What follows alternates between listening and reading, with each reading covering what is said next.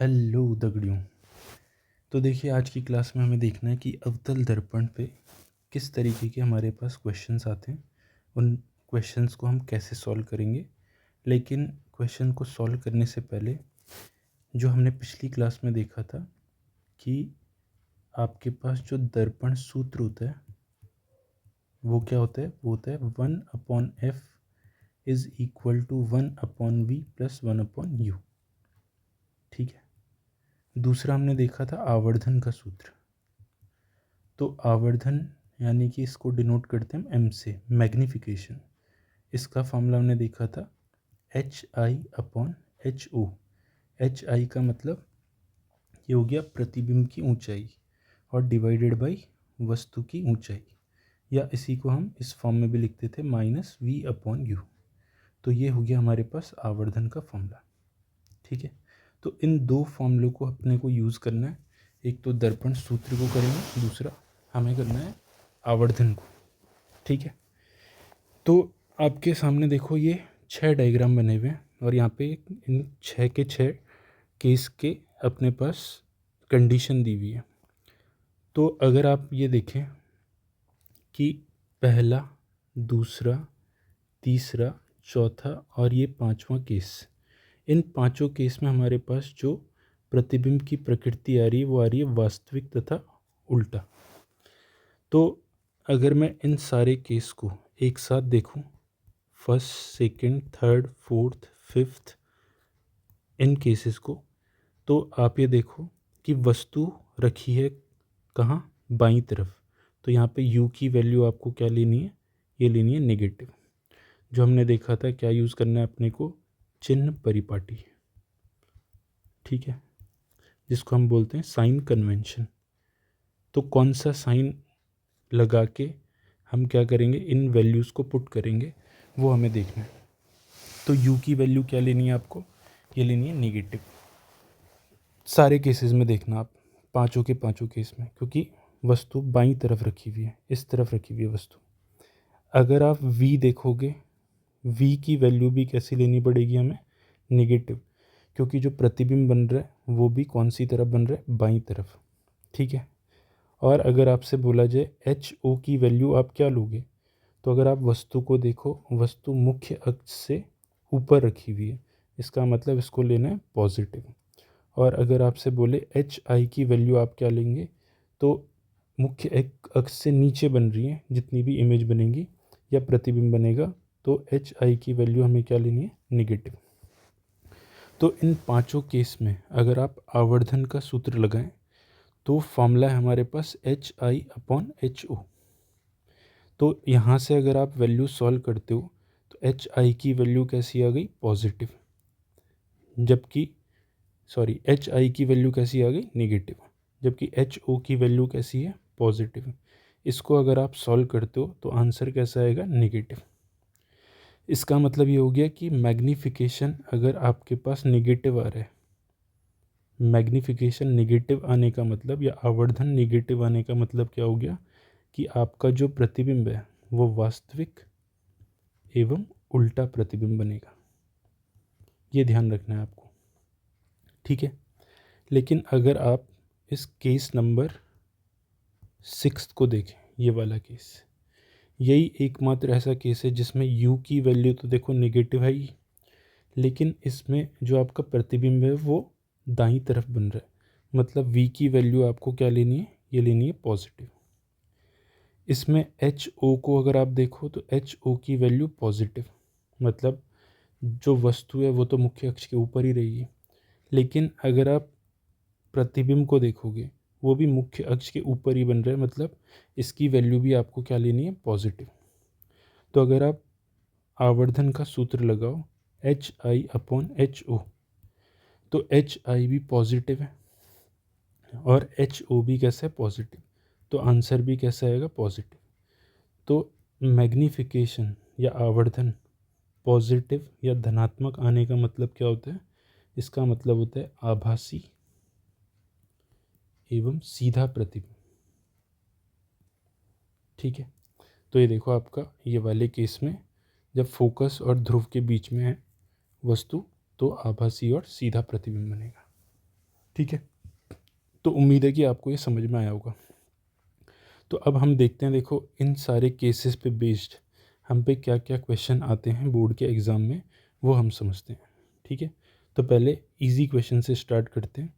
जैसे पहला क्वेश्चन हम पे है कि एक अवतल दर्पण की जो फोकस दूरी है वो दे रखी है हमें 15 सेंटीमीटर। अच्छा, ये भी देखना है आपको कि अवतल दर्पण है। अगर अवतल दर्पण है तो अवतल दर्पण का जो फोकस है वो आता है बाईं तरफ। इसका मतलब इसके लिए फोकस दूरी नेगेटिव में लेनी पड़ेगी आपको, यानी कि अवतल दर्पण के लिए f की वैल्यू नेगेटिव लोगे। जबकि उत्तल दर्पण के लिए अगर आप देखो तो उत्तल दर्पण के लिए जो फोकस दूरी होती है वो लेनी पड़ती है पॉजिटिव। क्यों? क्योंकि उसका फोकस किधर होता है, वो होता है दाईं तरफ। ठीक है, तो अब हम ये देखते हैं। क्वेश्चन है हमारे पास कि एक अवतल दर्पण है, उसकी फोकस दूरी 15 है, 15 सेंटीमीटर। मतलब इसको क्या रखोगे, -15। और वस्तु को दर्पण से 30 सेंटीमीटर पर रखा है, तो इसका मतलब u की वैल्यू क्या लेनी पड़ेगी, -30। क्यों? क्योंकि इसको कहाँ रखा होगा, बाईं तरफ। वो स्टैंडर्ड है, बाईं तरफ ही रखना है। तो प्रतिबिंब की स्थिति बतानी है, मतलब हमें v की वैल्यू निकालनी है। तो हम दर्पण सूत्र लगा रहे हैं, 1/f is equal to 1/v plus 1/u। 1/f मतलब 1/-15 बराबर 1/v प्लस 1/-30। अब ये प्लस माइनस माइनस हो जाएगा, और अगर ये पूरा टर्म इधर चला जाए तो ये बनेगा -1/15, और ये माइनस वाला टर्म इधर आएगा तो ये बन जाएगा +1/30 बराबर 1/v। इसको अगर आप सॉल्व करते हो तो एलसीएम आ गया आपके पास 30। ठीक है, इधर आएगा -2 और इधर आ जाएगा +1 बराबर 1/v। इसको सॉल्व किया जाए तो 1/v की वैल्यू कितनी आ जाएगी, -1/30, मतलब v आ जाएगा -30 सेंटीमीटर। और ये देखो, आपसे पूछा था प्रतिबिंब की स्थिति क्या होगी, मतलब प्रतिबिंब आपका कौन सी साइड में बनेगा, बाईं तरफ, लेकिन कितनी दूर बनेगा, 30 सेंटीमीटर। ये आपका अवतल दर्पण है, तो अवतल दर्पण से 30 सेंटीमीटर दूर बनेगा। लेकिन ये देखना, अगर जब भी अपने पास प्रतिबिंब बाईं तरफ बनता है तो वो प्रतिबिंब हमेशा कैसा होता है, वो होता है वास्तविक। लेकिन कैसा होगा, एवं उल्टा। ठीक है, ये देखो आप, ये सारे केसेस देखे थे हमने। तो जिन केसेस में लेफ़्ट साइड में इमेज बन रही है, प्रतिबिंब लेफ़्ट साइड में बन रहा है बाईं तरफ, वो उस प्रतिबिंब की जो प्रकृति है वो कैसी है, वो वास्तविक एवं उल्टे प्रकृति का बनेगा। ठीक है, चलिए, तो अब देखते हैं हम अगला क्वेश्चन, और भी इम्पोर्टेंट क्वेश्चन है। तो नेक्स्ट क्वेश्चन को देखें। इसमें बोल रहे हैं कि एक 4 सेंटीमीटर साइज़ का बिंब है, मतलब हमें 4 सेंटीमीटर साइज़ का एक क्या दे रखा है, वस्तु। तो वस्तु को ही बिंब बताया यहाँ पे। हाँ, तो हाइट ऑफ ऑब्जेक्ट ये कितनी है, 4 सेंटीमीटर। वस्तु की ऊंचाई 4 सेंटीमीटर दे रखी है, और इसको कैसे लेना होता है हमें, पॉजिटिव। फिर बोल रहा है किसी 15 सेंटीमीटर फोकस दूरी के अवतल दर्पण, अवतल दर्पण है जिसकी फोकस दूरी कितनी है, ये है -15। -15 क्यों लिया, क्योंकि ये अवतल दर्पण वाला केस है। और कहाँ पे रखा है, 25 सेंटीमीटर की दूरी पे रखा है, मतलब u की वैल्यू कितनी दे रखी है, -25 सेंटीमीटर। तो बोल रहे दर्पण से कितनी दूर पर किसी पर्दे को रखा जाए कि स्पष्ट प्रतिबिंब बने। तो देखो, दर्पण से कितनी दूर पर पर्दे को रखना है, यहाँ पे पर्दे का मतलब स्क्रीन है, और इसी स्क्रीन पे क्या बनेगा, आपका प्रतिबिंब। तो हमें एक्चुअल में निकालना क्या है, हमें बताना है कि प्रतिबिंब की स्थिति क्या होगी, मतलब हमें बताना है v कितना आएगा। तो वही लगाते हैं हम दर्पण सूत्र। फॉर्मूला है 1/f बराबर 1/v प्लस 1/u। 1/f की जगह -15 बराबर 1/v प्लस 1/-25। इसको इधर लेके जाओगे तो ये बनेगा -1/15, और प्लस माइनस माइनस हो गया, इधर आके प्लस हो जाएगा, तो ये बन गया 1/25 बराबर 1/v। अब इसको आगे सॉल्व करते हो तो 1/v बराबर एलसीएम कितना आ रहा है आपके पास, एलसीएम आ जाएगा 75 75। तो ये आ गया -5 और प्लस ये कितना हो गया 3। ठीक है, तो यहाँ से अगर हम इसे सॉल्व करें तो आपके पास 1/v की वैल्यू कितनी आ जाएगी, ये आ जाएगी -2/75, यानी कि v बराबर -75/2, जिसको हम लिखेंगे -37.5 -37.5 सेंटीमीटर की दूरी पे आपका क्या बन जाएगा, प्रतिबिंब। लेकिन उसने बोला है प्रतिबिंब की प्रकृति बतानी है। देखो v की वैल्यू कैसी आ गई, नेगेटिव। नेगेटिव आने का मतलब क्या हो गया, ये बन रहा होगा बाईं तरफ, और जब भी बाईं तरफ बनेगा तो कैसा प्रतिबिंब बनेगा, वास्तविक एवं उल्टा। ठीक है, लेकिन साथ में ये भी बोल रहे हैं साइज़ भी बताना है इसका, मतलब हमें प्रतिबिंब का साइज़ बताना है। तो हम ये फॉर्मूला लगाते हैं। देखो, आवर्धन का जो सूत्र है हमारे पास वो है HI/HO बराबर -V/U। तो HI की वैल्यू हमें निकालनी है, HO हमें दे रखा है 4 बराबर -V/U। V की वैल्यू कितनी निकाली, 37.5। इसको एक काम करते हैं, ये रख देते हैं -75/2, तो ये आ गया -75/2 डिवाइडेड बाई U की वैल्यू कितनी दे रखी है, ये हो गई हमारे पास -25। ठीक है, तो माइनस से माइनस कैंसिल हुआ और एक माइनस पहले से था हाँ यहाँ पे, क्योंकि फॉर्मूले में -V/U है और ये वैल्यू ऑलरेडी नेगेटिव आ रही है।